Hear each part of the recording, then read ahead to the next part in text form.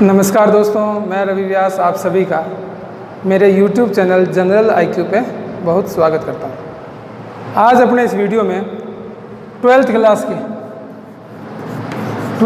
की physics start करेंगे। इससे पहले जो वीडियो सीरीज़ अपने चल रही है उसमें अपने देख रहे हैं इलेक्ट्रिकल इंजीनियरिंग से रिलेटेड जो है वो थ्योरी क्लासेस चल रही हैं, DC मशीन के बारे में ऑब्जेक्टिव भी चल रहे हैं, और साथ में अपन ने राजस्थान जीके भी इस YouTube चैनल पे स्टार्ट कर दिया है, और कल से करंट अफेयर की क्लासेस भी स्टार्ट हो गई है। तो आज नई सीरीज़ जो है वो स्टार्ट कर रहे हैं। कौन सी? 12th की फिजिक्स की। क्यों अपने को पता है लॉकडाउन में भी जो है स्कूल वगैरह सब बंद है, तो बच्चे सब ऑनलाइन स्टडी करना चाह रहे हैं, तो ये उनके लिए काफ़ी बेनिफिशियल रहेगा जो घर बैठे फिजिक्स पढ़ना चाहते हैं। तो चलिए स्टार्ट करते हैं 12th फिजिक्स। फिजिक्स की एक बहुत बड़ी ब्रांच है इलेक्ट्रोमैग्नेटिज्म। इलेक्ट्रो का मतलब विद्युत, मैग्नेटिज्म का मतलब चुंबकत्व।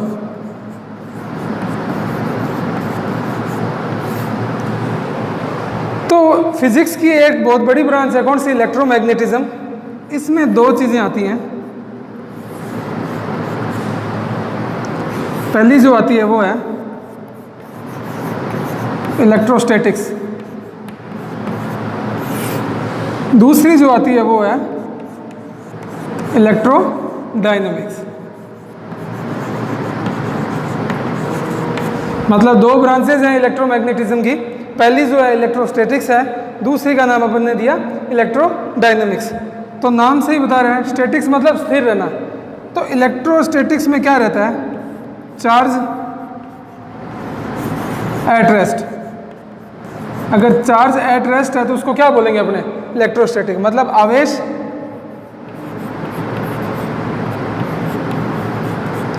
स्थिर है, इसलिए इलेक्ट्रोस्टैटिक्स को हिंदी में भी क्या कहते हैं? स्थिर वैद्युत की। स्थिर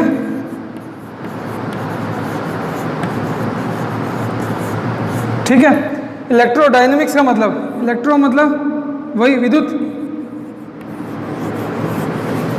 डायनेमिक्स मतलब गतिशील है। मतलब ये हुआ यहाँ चार्ज स्टेशनरी नहीं है, स्टैटिक नहीं है, स्थिर नहीं है। यहाँ चार्ज क्या है? चार्ज एट मोशन है, कि चार्ज जो है गतिशील है। चार्ज जो है गतिशील है। तो अपने देखें कि जब चार्ज एट रेस्ट है तो आवेश की बात सबसे पहले अपने करेंगे 12th फिजिक्स में। आवेश के कारण क्या होगा? जो बल लगेगा, जो फोर्स लगेगा, जो इलेक्ट्रिक फील्ड जनरेट होगा, उन सब की बात कहाँ करेंगे अपने? इसी इलेक्ट्रोस्टैटिक्स में। उसके बाद अपने कुलाम लो, गॉस लो, उनकी बात करेंगे। लास्ट जाएंगे अपने कहाँ तक? कैपेसिटर तक। कैपेसिटर, संधारित्र तक पढ़ेंगे कि कैसे उसके अंदर एनर्जी जो है, चार्ज जो है वो स्टोर होता है। ठीक है, ये तो बात हुई चार्ज एट रेस्ट की। और इलेक्ट्रोडायनेमिक्स में अपने पढ़ेंगे चार्ज जब भी मोशन में होगा, तो चार्ज आवेश जब गतिशील होगा तो आवेश में परिवर्तन की दर किसके बराबर होती है? विद्युत धारा के। तो करंट की बात करेंगे यहाँ पे अपने। किसकी बात करेंगे इसमें? करंट की, EMF की, AC करंट, DC करंट, इन सब की बात जो है वो इलेक्ट्रोडायनेमिक्स में अपने करने जा रहे हैं। तो आप देख सकते हैं कि 12th फिजिक्स में जो है पहला चैप्टर ही क्या आएगा? पहला चैप्टर क्या आएगा? Charge and fields. Electric charge और उसके कारण जो जनरेट हुई फील्ड। तो पहला यूनिट यही है, इलेक्ट्रिक चार्ज एंड फील्ड। मतलब विद्युत आवेश क्या है और उस आवेश के कारण कैसे जो है विद्युत क्षेत्र उत्पन्न होता है। तो ये पहला चैप्टर इलेक्ट्रोस्टैटिक्स का अपने पढ़ेंगे जो अभी स्टार्ट करेंगे। तो दोबारा से इसको रिवाइज देखना चाहिए आपने। तो 12वीं फिजिक्स, 12th फिजिक्स में जो है फिजिक्स की एक ब्रांच मैंने देखी, कौन सी है?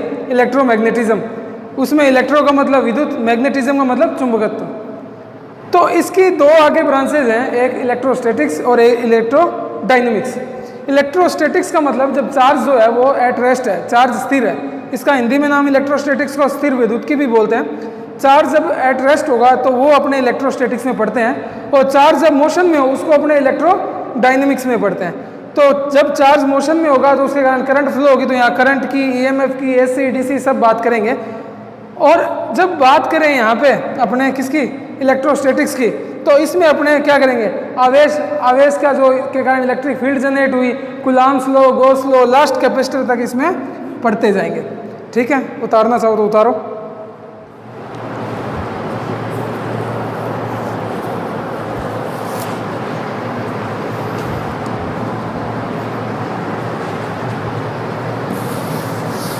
तो चलते हैं पहले चैप्टर की तरफ।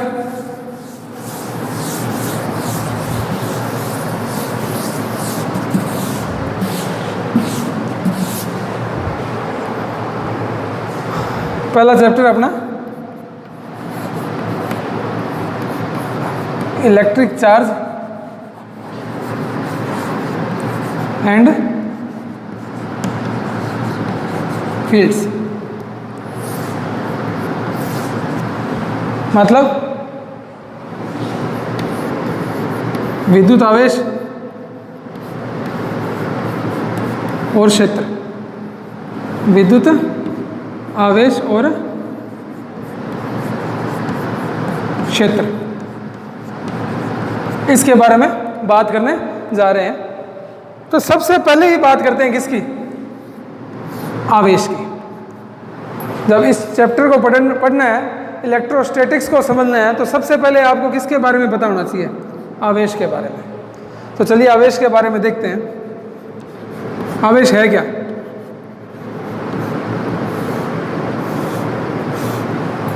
आवेश किसी पदार्थ का वह गुण है जिसके कारण वह अपने पास स्थित किसी दूसरी वस्तु पे बल का अनुभव करवाता है। आवेश की परिभाषा लिखें। वैसे तो आवेश क्या है, एक फंडामेंटल क्वांटिटी है। फंडामेंटल क्वांटिटी के मतलब जैसे मास है, द्रव्यमान अपने सबको पता है, लेकिन द्रव्यमान आगे किससे बना है ये अपने को नहीं पता। फंडामेंटल क्वांटिटी है मास। उसी तरह जो इलेक्ट्रिक चार्ज है, जो आवेश है, वो भी क्या है, एक फंडामेंटल क्वांटिटी है। तो लास्ट जो है वो आवेश की जो परिभाषा अपने देखें तो वो क्या बनती है कि आवेश किसी पदार्थ का वह गुण है जिसके कारण वो अपने पास स्थित किसी पदार्थ पे क्या है, बल का अनुभव करवाता है। कैसे कि जैसे अपने एग्जांपल देखें कि एक जब छोटे होते थे अपने, तो प्लास्टिक की स्केल जो थी उसको बालों पे रब करते थे और कागज़ का टुकड़ा उससे चिपक जाता था। तो जब मैंने बालों पे एक स्केल को अपन ने रब किया तो क्या हुआ, स्केल क्या हुआ, चार्ज हुआ। और उसने क्या करा, उस कागज़ के टुकड़े पे बल को अनुभव करवाया कि कागज़ का टुकड़ा जो है स्केल से आगे चिपक गया। तो आवेश की परिभाषा लिखना चाहो तो लिख लो आप कि आवेश पदार्थ का वह गुण है, आवेश पदार्थ का वह गुण है जिसके कारण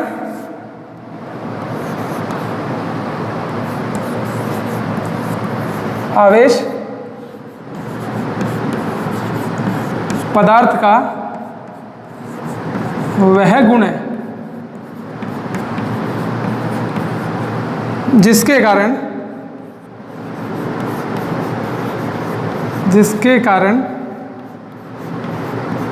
वह दूसरे पदार्थ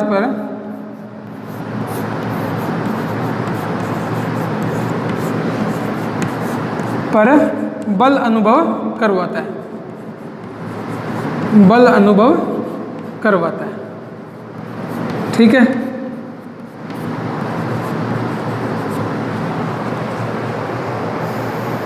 ये बात हुई किसकी, चार्ज की। अब चार्ज कितने टाइप के होते हैं वो अपने देखते हैं।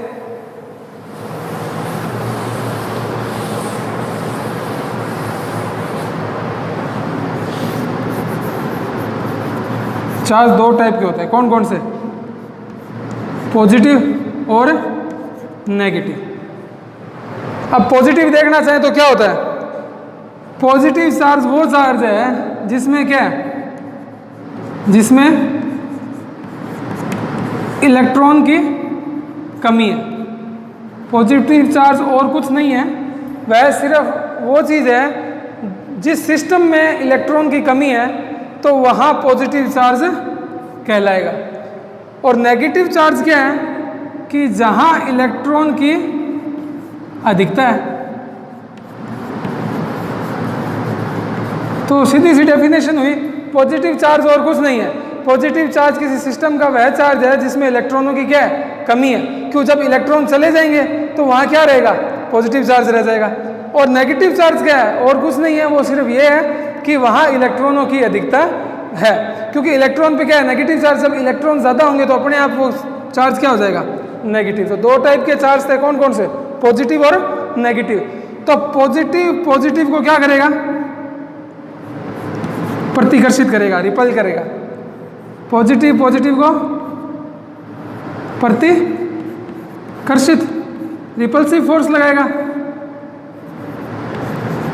और नेगेटिव को भी प्रतिकर्षित करेगा। और पॉजिटिव नेगेटिव जो है वो क्या करेंगे, आकर्षित करेंगे। तो मैं कह सकता हूं कि समान चार्ज, सजातीय चार्ज, समान चार्ज जो है एक दूसरे को प्रतिकर्षित करेंगे और विपरीत चार्ज जो है एक दूसरे को आकर्षित करेंगे। तो इसमें अपन ने देखा चार्ज क्या हुआ कि पदार्थ का वह गुण जिसके कारण कोई अन्य पदार्थ जो उसके पास में है वो किसी बल का अनुभव करता है, तो वो आवेश कहलाता है। आवेश दो टाइप का है, पॉजिटिव और नेगेटिव। पॉजिटिव और कुछ नहीं है, सिर्फ इलेक्ट्रॉनों की जहाँ कमी है वहाँ पॉजिटिव आवेश होगा, इलेक्ट्रॉनों की जहाँ अधिकता है वहाँ नेगेटिव आवेश होगा। और समान चार्ज, चाहे वो पॉजिटिव है चाहे वो नेगेटिव है, एक दूसरे को क्या करेंगे, प्रतिकर्षित करेंगे। और विपरीत चार्ज है जो वो एक दूसरे को जो है आकर्षित करेंगे, आकर्षण बल उसमें लगेगा। ठीक है, आगे देखते हैं चार्ज के बारे में।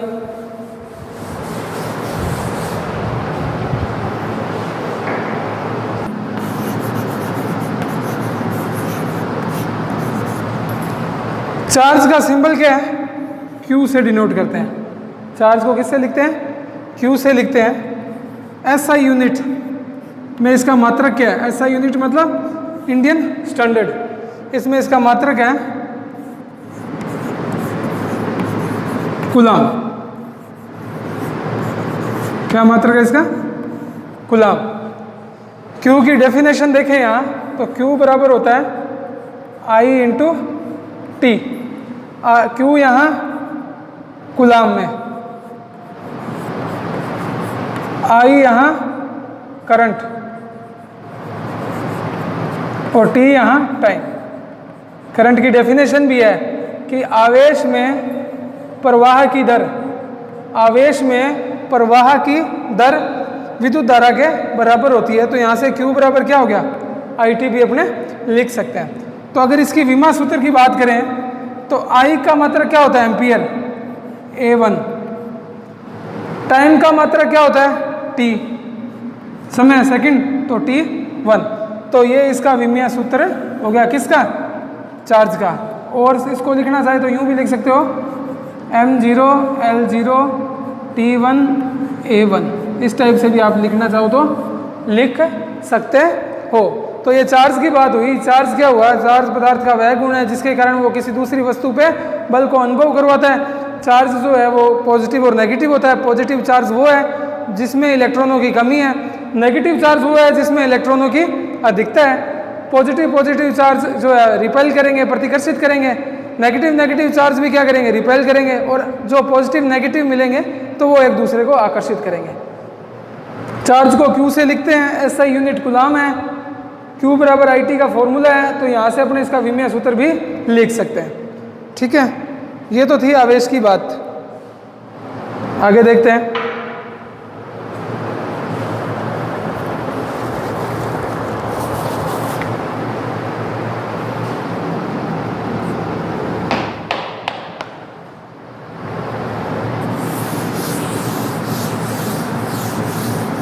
चार्ज के बारे में और डिस्कस करें अगर अपने,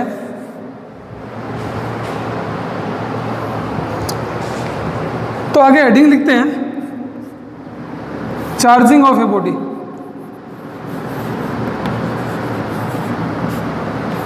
चार्जिंग ऑफ बॉडी कि बॉडी को कैसे आवेशित किया जा सकता है।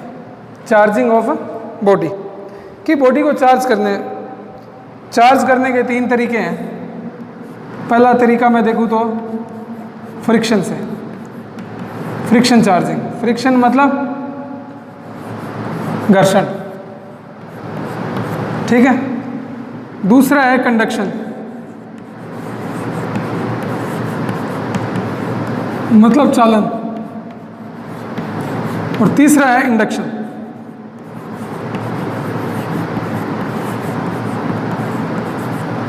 इसका प्रेरण। तो बात करें चालन की विधि क्या हुई, मतलब एक कोई बॉडी चार्ज है और उससे दूसरी बॉडी को चार्ज करना है, तो वो किस प्रकार चार्ज हो, वो किस में आ जाता है, charging of a body. Concept क्या है चार्जिंग बॉडी का, तो मैंने देखा बॉडी को 3 तरीके से चार्ज किया जा सकता है, फ्रिक्शन के द्वारा, कंडक्शन के द्वारा और इंडक्शन के द्वारा। तो इन तीनों को कैसे चार्ज करेंगे वो अपने देखते हैं इसमें।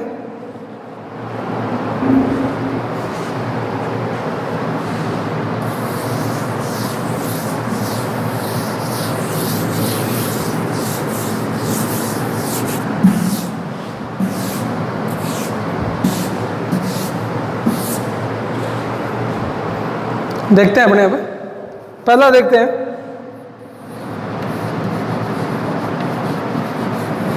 चार्जिंग बाय किससे आवेशित करें, फ्रिक्शन मेथड। फ्रिक्शन का जो मेथड है उसके थ्रू किसी बॉडी को चार्ज करना है। फ्रिक्शन मतलब घर्षण विधि द्वारा, किसके द्वारा, घर्षण विधि द्वारा, ठीक है जी। अब charging by friction method, charging by friction method देखें तो क्या होगा कि अगर अपने कई बार देखते हैं कि 2 गुब्बारों को अपन ने रब करते हैं और फिर एक गुब्बारा जो है दीवार पे जो है वो चिपक जाता है, तो वो मेथड क्या है, किसी चीज़ को रगड़ना क्या हुआ, फ्रिक्शन हुआ। जैसे मैं देखूं इसमें कि कांच की कोई बॉडी है, कांच की कोई छड़ है, कांच की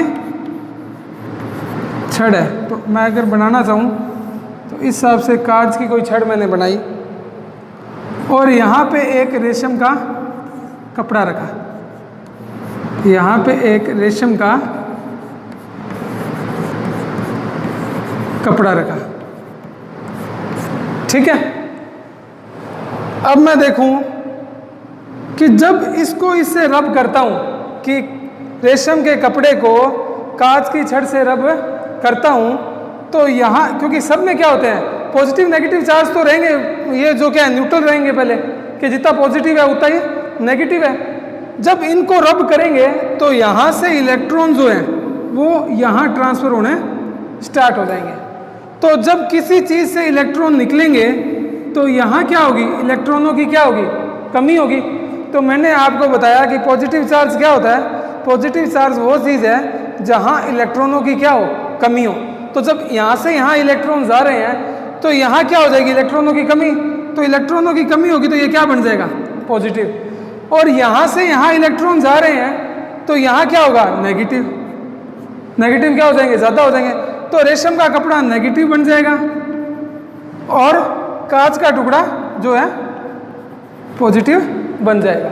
दोबारा से देखें, फ्रिक्शन मेथड क्या है, फ्रिक्शन मेथड वो है कि किन्हीं 2 चीज़ों को रगड़ो और दोनों जो वस्तुएं हैं जो है आवेशित हो जाएंगी। आवेश यहाँ से यहाँ ट्रांसफर होगा, वो समान ट्रांसफर होगा और उसकी प्रकृति अलग अलग होगी।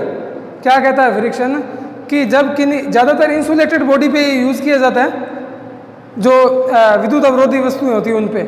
तो इसमें क्या कहा जाता है कि जब 2 वस्तुओं को आपस में रब करते हैं तो एक वस्तु से चार्ज निकलकर दूसरी वस्तु पर ट्रांसफर हो जाते हैं और ये समान मात्रा में ट्रांसफर होते हैं और इनकी प्रकृति जो है वो अलग अलग होती है। मतलब पॉजिटिव, यहाँ जितने चार्ज यहाँ थे इधर गए हैं वो समान मात्रा में जाएंगे, लेकिन उनकी जो है प्रकृति जो है वो क्या होगी, विपरीत होगी, अलग अलग होगी। तो देख लो यहाँ क्या हुआ, पॉजिटिव, यहाँ क्या चला गया, नेगेटिव। तो प्रकृति क्या होगी, विपरीत, और समान मात्रा में चार्ज जो है वो डिवाइड हो गया। तो ये कांच की छड़ का था, तो कांच की छड़ क्या बनी, पॉजिटिव, और रेशम का कपड़ा क्या बना, यहाँ पे नेगेटिव। फिर एक और एग्जांपल देखें, अगर एबोनाइट की छड़ ली जाए, एबोनाइट की छड़ देखें अपने,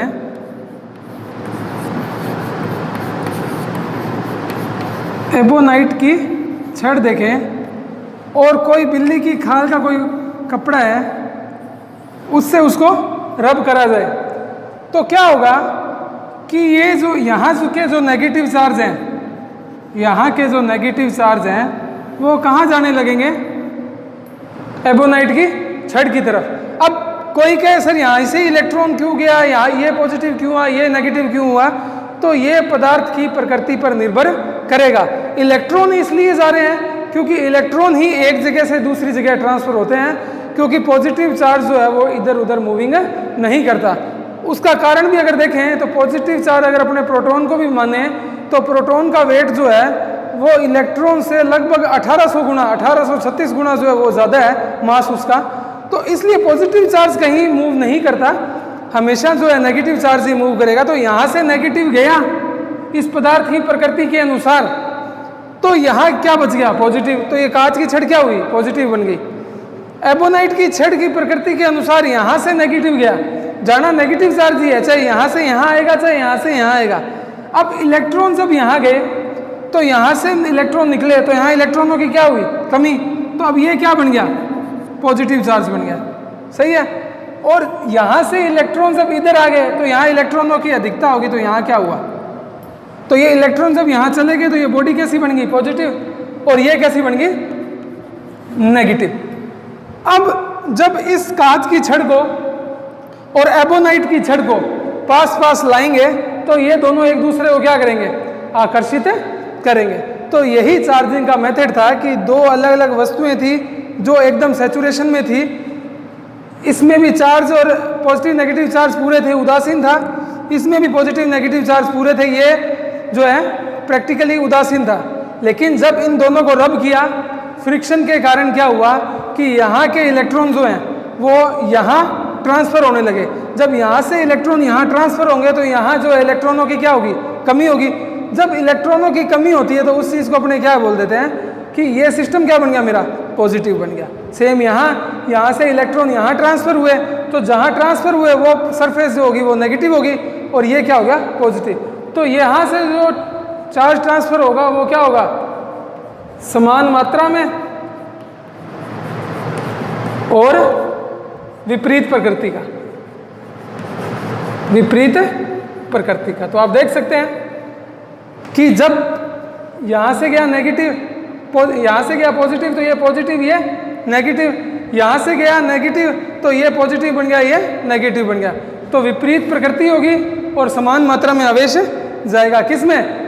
जो है अपने फ्रिक्शन मेथड में। एक चीज़ और थी, प्रोटॉन का वेट पॉजिटिव चार्ज होता है उसका वो वेट लगभग होता है 1.6 इंटू 10⁻27 और इलेक्ट्रॉन का जो मास होता है, वेट नहीं सॉरी मास, वो होता है 9.1 गुणा 10⁻31। तो इलेक्ट्रॉन जो है वो लगभग 1836 गुना हल्का होता है प्रोटॉन से, या प्रोटॉन लगभग 1836 गुना भारी होता है इलेक्ट्रॉन से। इसलिए जो चार्ज मूव करता है वो इलेक्ट्रॉन ही मूव करता है और इसी इलेक्ट्रॉन के मूव के कारण विद्युत धारा का निर्माण होता है, जो अपने आगे भी पढ़ेंगे। तो ये फ्रिक्शन, उम्मीद करता हूँ ये फ्रिक्शन मेथड आपको जो है वो समझ आया होगा। आगे देखते हैं अपने।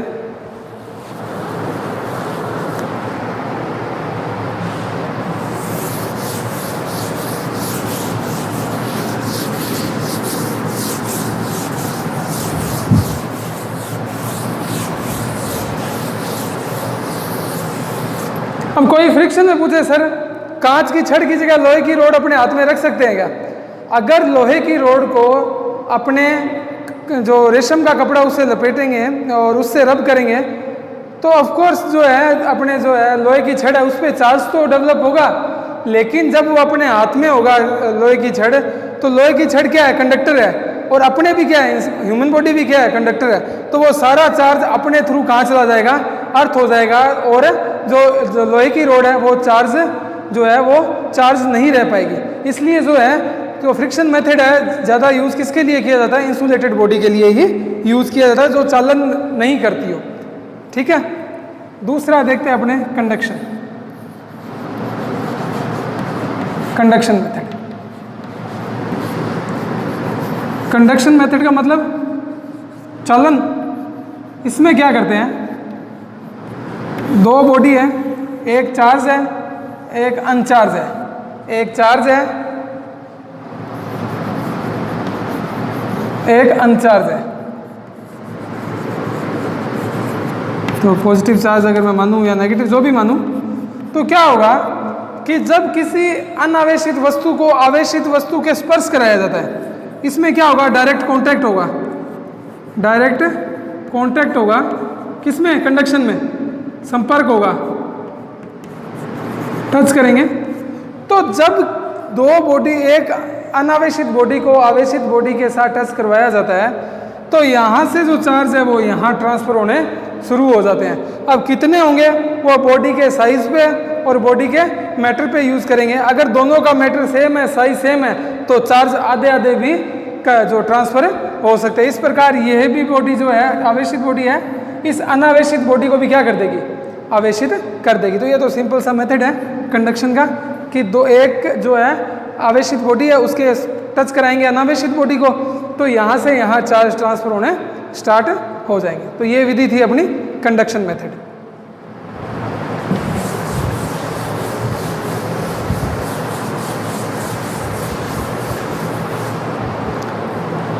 तीसरा मेथड देखते हैं अपने फ्रिक्शन का। सॉरी, इंडक्शन का मेथड। फ्रिक्शन तो कर चुके अपने, इंडक्शन मेथड। इंडक्शन को हिंदी में लिखें तो प्रेरण। इसमें क्या होगा, दो बॉडी तो फिर वही एक आवेशित और एक अनावेशित बॉडी पास में रखी जाएगी, लेकिन जैसे कंडक्शन में दोनों एक दूसरे को टच कर रहे थे, प्रेरण में टच नहीं करेंगे। तो अगर मैं मानूं इस प्रकार से एक बॉडी मैंने रखी जो मान लो धनावेशित थी, और यहाँ एक बॉडी मैंने रखी जो अनावेशित है, जो क्या है, अनावेशित है। अभी इस बॉडी में क्या है, ये बॉडी न्यूट्रल है। अनावेशित का मतलब क्या हुआ, न्यूट्रल बॉडी है, इसमें पॉजिटिव और नेगेटिव चार्ज वो क्या है, वो बराबर है, तो इसलिए ये उदासीन है। लेकिन इसमें पॉजिटिव और नेगेटिव चार्ज है तो सही। तो अगर मैं प्लस चार्ज को इसके पास लाऊं तो क्या होगा, इसके अंदर जो पॉजिटिव और नेगेटिव चार्ज है, तो प्लस के कारण जो नेगेटिव तो इसकी तरफ आकर्षित होने की कोशिश करेंगे, और जो पॉजिटिव चार्ज है वो दूर जाने की कोशिश करेंगे। ये चार चार इसलिए लिखे मैंने क्योंकि बॉडी खुद क्या है, न्यूट्रलाइज है, उदासीन है। जितने पॉजिटिव चार्ज है उतने ही क्या है, नेगेटिव चार्ज है। लेकिन इस पॉजिटिव चार्ज के कारण इसके अंदर जो चार्ज है, तो इससे विपरीत चार्ज इधर आकर्षित होने लगा और इसके समान चार्ज उधर प्रतिकर्षित होने लगा। तो क्या हुआ, तो इसमें यही है कि जब स्टेप 1 यही है चार्जिंग करने का, पहला स्टेप क्या है, स्टेप 1 ये है कि जब अपने किसी आवेशित वस्तु को, जब किसी आवेशित वस्तु को अनावेशित वस्तु के पास लाते हैं, टच नहीं करेंगे बस पास रखेंगे, तो कुछ समय बाद जो विपरीत आवेश है वो पास वाली सतह पे आ जाएगा और समान आवेश जो है वो दूर वाली सतह पे चला जाएगा। तो ये पास वाली सतह है तो इस पे क्या आया, विपरीत सतह वाला, और ये दूर वाली सतह इस पे समान आवेश आ जाएगा। तो पहला सिस्टम ये बना। स्टेप 2 अगर अपना इसमें करना चाहें तो क्या करेंगे, ये पॉजिटिव था यहाँ, ये नेगेटिव यहाँ थे और पॉजिटिव मैंने यहाँ कर दिया। अब मैं क्या करूँगा स्टेप 2 में, इसको क्या कर दूंगा, अर्थ कर दूंगा। क्या कर दूंगा, भू संपर्कित कर दूंगा। इसको मैंने कर दिया भू संपर्कित, सही है। तो अब क्या है, जो पृथ्वी है वो फुल ऑफ चार्ज है, फुल ऑफ चार्ज। तो मेरे को पता है पॉजिटिव चार्ज तो अंदर जाएंगे नहीं, क्यों, क्योंकि पॉजिटिव चार्ज मोशन नहीं करते, सिर्फ मोशन कौन करेगा, नेगेटिव चार्ज। तो यहां से जितने पॉजिटिव चार्ज है उतने इलेक्ट्रॉन कहां से आएंगे, पृथ्वी से आएंगे, और इन चार्ज को क्या कर देंगे, न्यूट्रलाइज कर देंगे। क्या कर देंगे, न्यूट्रलाइज कर देंगे, उदासीन कर देंगे। तो थर्ड केस में क्या रहेगा, स्टेप 3 में देखूं तो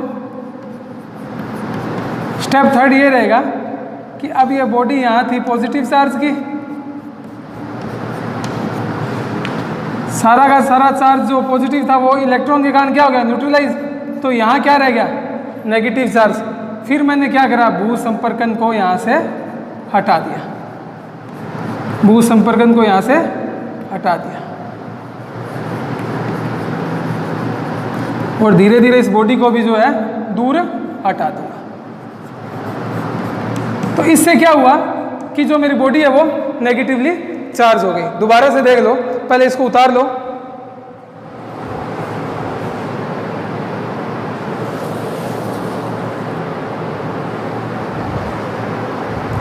दोबारा से देख लो। इंडक्शन मेथड में क्या होगा, एक अनचार्ज बॉडी और एक चार्ज बॉडी को थोड़ी दूरी पे रखेंगे, वो एक दूसरे को टच नहीं करेंगे लेकिन ज़्यादा दूर भी नहीं रहेंगे, तो पास में लेके आते हैं। तो अपने पहले स्टेप में देखते हैं कि अगर ये पॉजिटिव बॉडी आ रही है तो ये इसमें क्या था कि ये उदासीन है, उदासीन है, इसका मतलब पॉजिटिव और नेगेटिव चार्ज क्या है, बराबर है। लेकिन जब पॉजिटिव बॉडी इसके पास रखी तो इसने अपने से विपरीत आवेश को तो अपनी तरफ आकर्षित करना शुरू किया और समान आवेश को प्रतिकर्षित करना शुरू किया। तो नेगेटिव नेगेटिव इधर हुए, पॉजिटिव पॉजिटिव उधर हो गए। तो मैंने यहाँ 4 इसलिए दिखाए ताकि अपने को ये याद रहे कि बॉडी कौन सी है, अनावेशित है, बॉडी कौन सी है, उदासीन है। कल को कह दोगे सर जब बॉडी अनावेशित ही है तो फिर ये चार्ज आए कहाँ से, ये चार्ज बॉडी जो अनावेशित है मतलब उदासीन है, उसमें जितने पॉजिटिव चार्ज हैं उतने ही क्या है, नेगेटिव चार्ज है। तो ये क्या हुआ, इधर की तरफ आकर्षित होने लगे, ये प्रतिकर्षित होने लगे। फिर मैंने कर दिया क्या, इसको अर्थ। तो अर्थ ने क्या किया, यहाँ से इलेक्ट्रॉन निकले और इन पॉजिटिव चार्ज को क्या कर दिया, न्यूट्रलाइज कर दिया।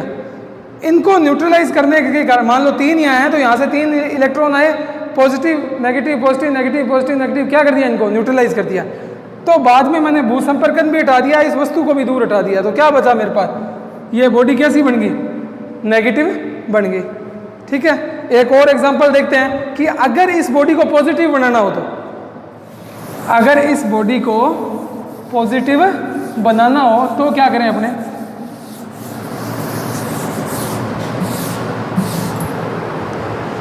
अगर इस बॉडी को पॉजिटिव बनाना हो तो क्या करेंगे अपने, यहां रखूंगा नेगेटिव चार्ज, तो क्या करेगा, स्टेप 1 में नेगेटिव है तो पॉजिटिव को क्या करेगा, अट्रैक्ट करेगा और नेगेटिव को क्या करेगा, रिपेल करेगा।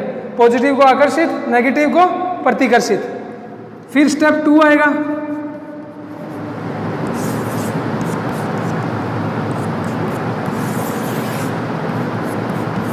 मैं क्या करूंगा, भू संपर्कन कर दूंगा। तो ये सारा का सारा इलेक्ट्रॉन कहाँ चला जाएगा, पृथ्वी के अंदर चला जाएगा। तो यहाँ स्टेप 4 में क्या करूँगा, फिर वही स्टेप 3 में क्या करूँगा, बॉडी को दूर हटाऊँगा, दूर हटाना है। यहाँ सारे नेगेटिव चार्ज जो है पृथ्वी में चले जाएंगे तो यहाँ क्या बचा, पॉजिटिव चार्ज, और यहाँ से अर्थ को मैं हटा दूँगा। तो इस हिसाब से इंडक्शन द्वारा जो है बॉडी को पॉजिटिव भी बना सकते हैं, बॉडी को नेगेटिव भी बना सकते हैं, और इस प्रकार भू संपर्कन से वो सारा आवेश पृथ्वी में भी जा सकता है और वहाँ से इलेक्ट्रॉन आ भी सकते हैं। विचरण कौन करेगा, घूमेगा कौन, मोशन में कौन रहेगा, इलेक्ट्रॉन। क्यों, क्योंकि उसका वेट जो है पॉजिटिव चार्ज प्रोटॉन से जो है लगभग 1836 गुना क्या है, कम है, और वैसे भी जो गतिशील रहेगा वो इलेक्ट्रॉन ही रहेगा। तो ये सब चीज़ें थी जो अपन ने इसमें बात करी चार्ज की। चार्ज के कारण जो क्या कहते हैं, कौन कौन से पॉजिटिव चार्ज था, कौन सा नेगेटिव चार्ज था, आवेश जो है कैसे किसी अनावेशित बॉडी को अपने जो है आवेशित कर सकते हैं। आगे अपने देखेंगे कल वीडियो में आवेश के गुणधर्म क्या है, उन सब के बारे में बात करेंगे, फिर अपने कूलाम के नियम पे आएंगे। तो अगर आपको आज का वीडियो अच्छा लगा हो तो आप इसको ज़्यादा से ज़्यादा शेयर करें, सब्सक्राइब करें और लाइक करें। धन्यवाद।